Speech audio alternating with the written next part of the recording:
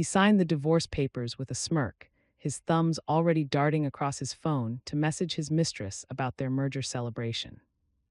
Across the sterile glass table of the conference room, the ironclad non-disclosure agreement slid in my direction. Jeremy believed he was shedding a liability, a bland, uninspired wife who did not complement his polished future as CEO.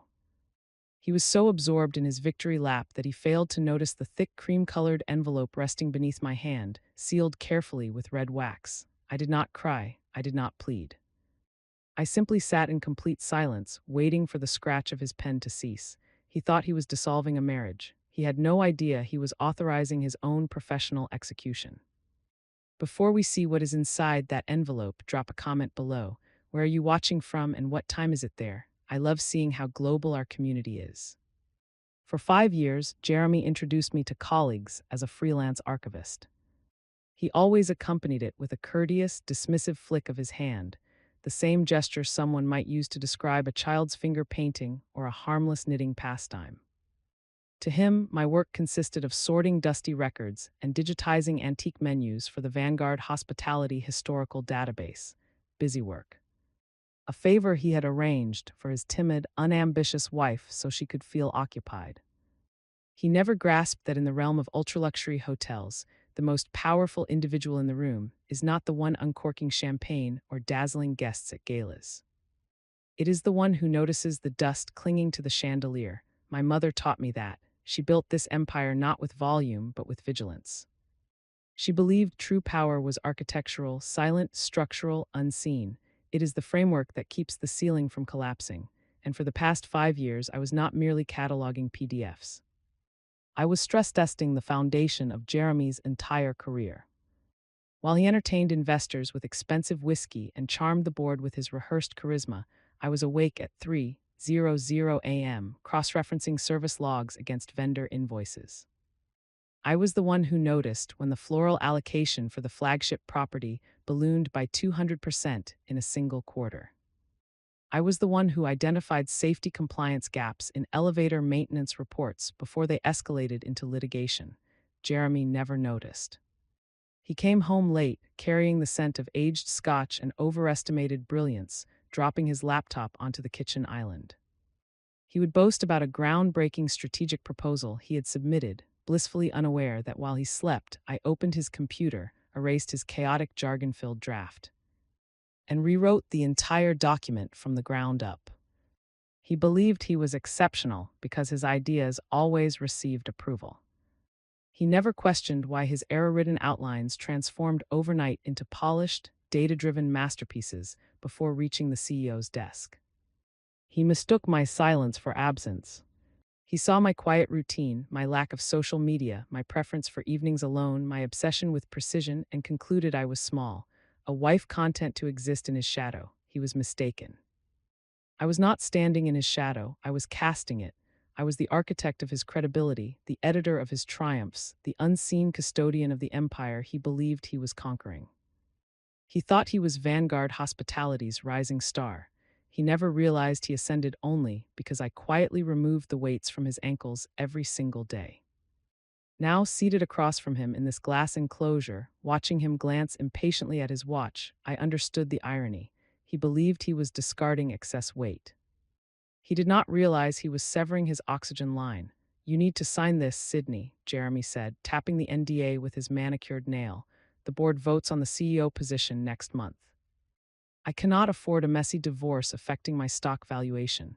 He leaned back in his leather chair, studying me like outdated Dacre. "Let us be realistic. You don't fit anymore. Vanguard needs a face. Energy, a power couple." He didn't say Jasmine's name, but he didn't need to. Jasmine, the public relations director with flawless hair and a laugh engineered for cameras, was already positioned as his upgrade. She was the rebrand.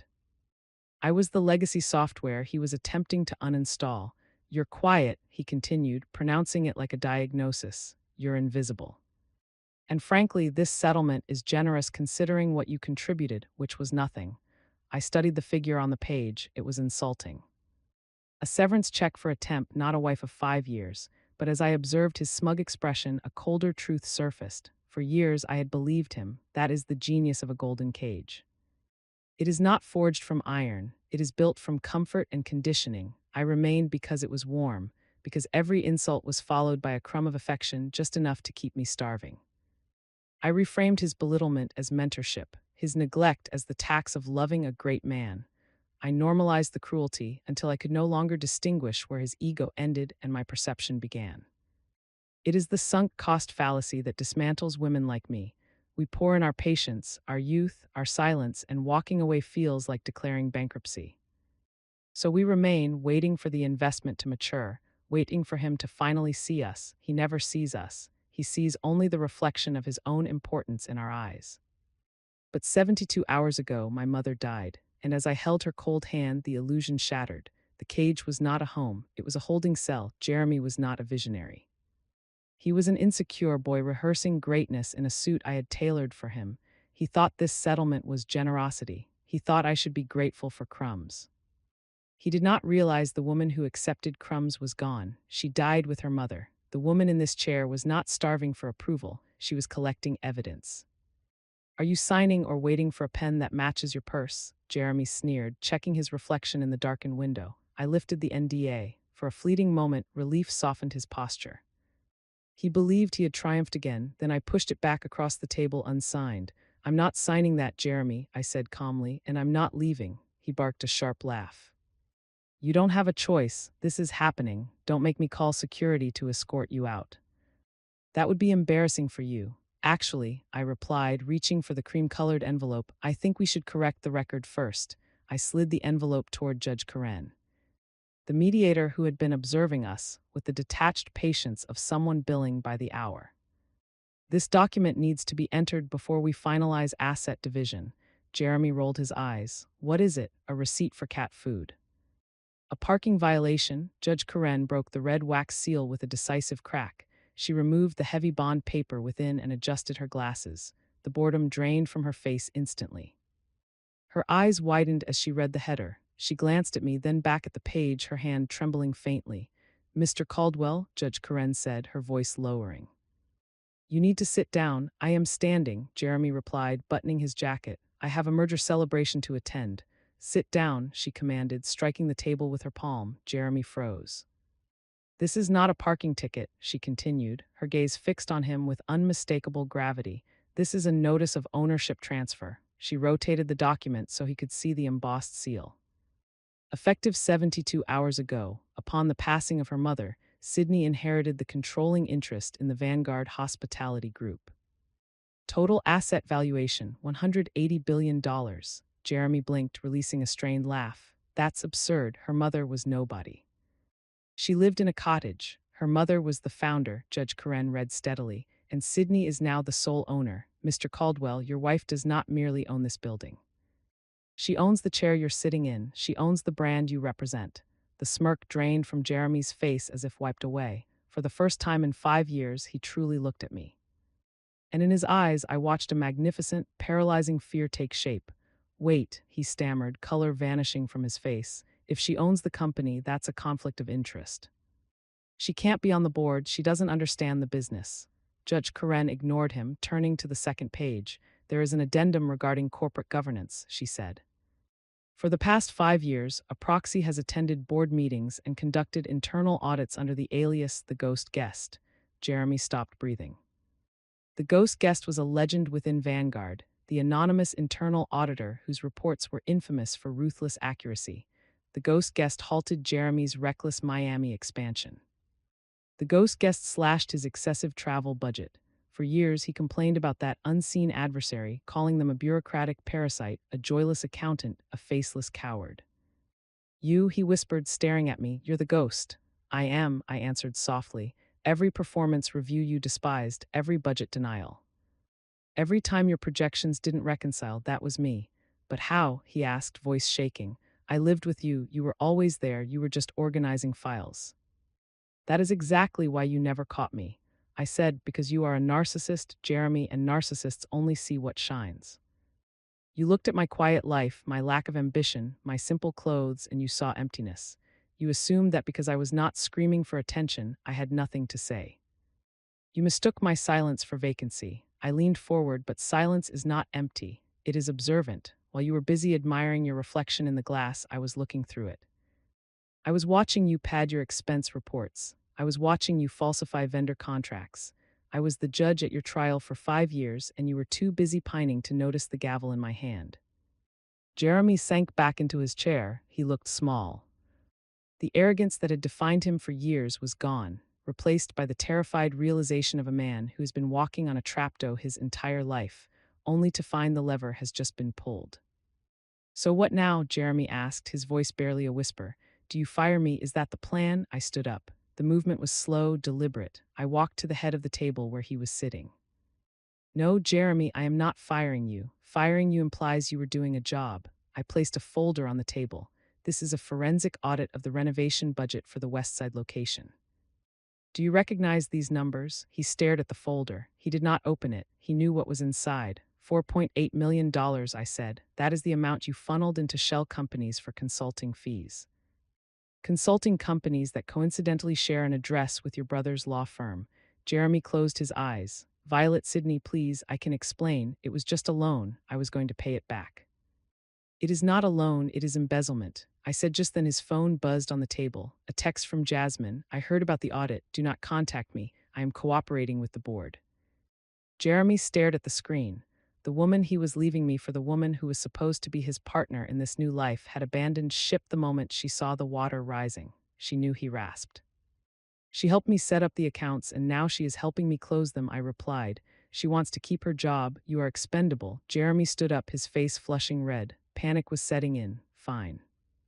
You want me out, I am out, but you owe me my severance.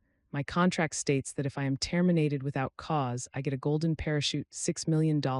He looked at me with a desperate, ugly hope. "Write the check and I will disappear." I opened the second folder. I pulled out a single sheet of paper. "Do you remember this memo from 3 years ago?" Jeremy frowned. "What is that?" "It is the integrity clause. I read a policy you personally enforced to fire the sales director in 2021.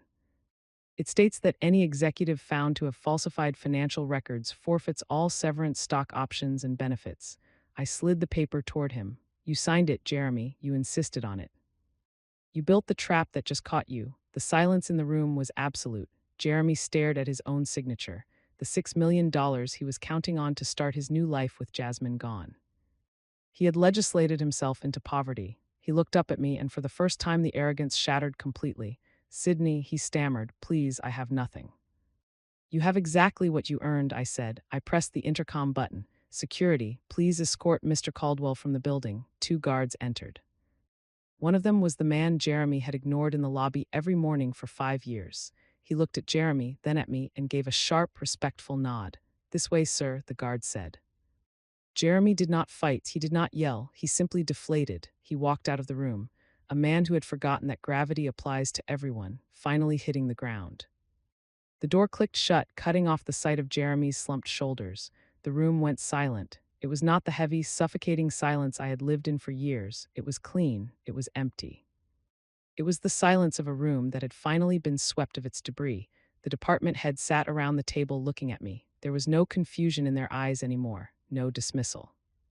They were waiting for instructions. "We have a lot of work to do," I said, gathering my files. "We will reconvene at 9 tomorrow morning to discuss the restructuring. Thank you, everyone." They filed out quietly, one by one, offering nods of respect. When the last one left, I walked to the floor-to-ceiling windows overlooking Central Park. The sun was setting, casting long golden shadows across the trees. The city lights were beginning to flicker on a vast grid of electricity and ambition. I looked at the reflection in the glass. For 7 years, I had avoided mirrors. I had not wanted to see the woman who made herself small to fit inside a man's ego. I had not wanted to see the archivist who hid in the basement while her husband took credit for the skyline. But the woman staring back at me now was not small. She was not hiding. She was standing in the light just as my mother had told me to. I held the wax-sealed envelope in my hand one last time. For days, I had thought of it as a weapon. I thought it was a sword my mother had left me to cut Jeremy down. But as I stood there feeling the hum of the building beneath my feet, my building, I realized it was not a weapon. It was a mirror. She had not given me the power to destroy him. She had given me the power to define myself. Revenge is a fire that burns the house down to kill the rats. But justice is a cool, clean rain. It washes away the dirt and leaves the foundation standing. I had not stooped to Jeremy's level. I had not screamed or lied or cheated. I had simply applied the rules he claimed to uphold and let the weight of his own actions pull him under. I had cleaned the house. I placed the envelope in my bag. The weight was gone. The anger was gone. There was only the view. I was 32 years old. I was the chairwoman of a 180 billion empire, and for the first time in my life, I was completely beautifully free. I turned off the lights in the conference room. I walked toward the elevator, my heels clicking against the marble floor, echoing not as an apology but as an arrival.